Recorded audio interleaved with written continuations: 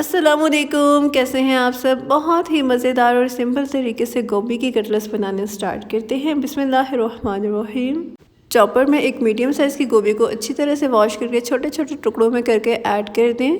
साथ ही हम ऐड कर देंगे एक मीडियम साइज़ का आलू और एक मीडियम साइज़ की प्याज। दोनों को हमने 4 टुकड़ों में करके ऐड करना है ताकि ये इजीली चॉप हो सके। इसी तरह से 6 से 7 हरी मिर्चों को छोटे टुकड़ों में करके ऐड कर दें और साथ ही हम ऐड कर देंगे 8 से 9 लहसुन की जवें और तकरीबन 30 सेकंड्स में ही ये बहुत अच्छे तरीके से चॉप हो जाएगा। चॉप किए हुए गोभी, आलू, प्याज हम एक बड़े बॉल में शिफ्ट कर देंगे ताकि हम इजीली इसमें स्पाइसेस ऐड कर सकें और अपने कटलेट्स तैयार कर सकें।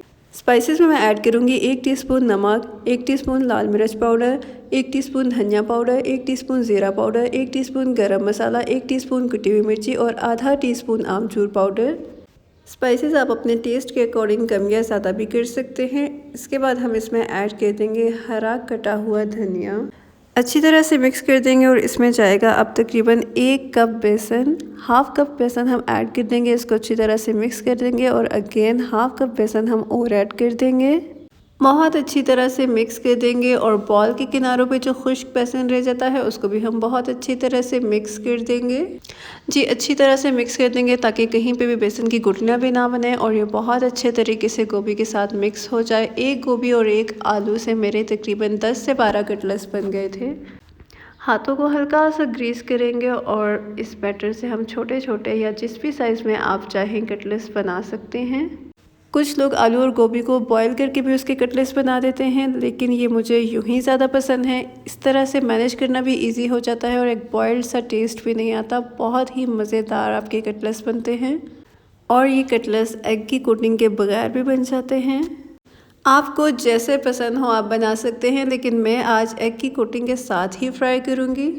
और देखें जी कितनी आसानी से मेरे सारे कटलेट्स तैयार हो गए।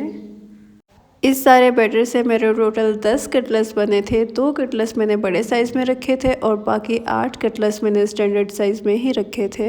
तो अब मैं एक बॉल में 1 अदद अंडा लेके इसमें चुटकी सा नमक ऐड करूँगी और हल्का सा पेपर।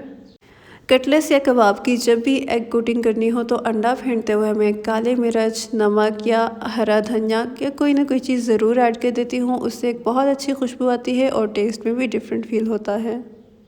तवे पे मैंने कुकिंग ऑयल गरम करने के लिए रख दिया था। बहुत ज़्यादा नहीं गरम करना, हल्का सा गरम हो जाए तो कटलेट्स के ऊपर एग की कोटिंग करनी है और फिर बहुत एहतियात के साथ इन्हें तवे पे रख देना है। गोभी के कटलेट्स ज़रा नरम होते हैं, इसलिए जब आप फर्स्ट टाइम इसकी साइड चेंज करते हैं तो आपको थोड़ी सी एहतियात करनी होती है और उसके बाद ये एक शेप में आ जाते हैं और आप ईज़िली इनकी साइड्स चेंज कर सकते हैं।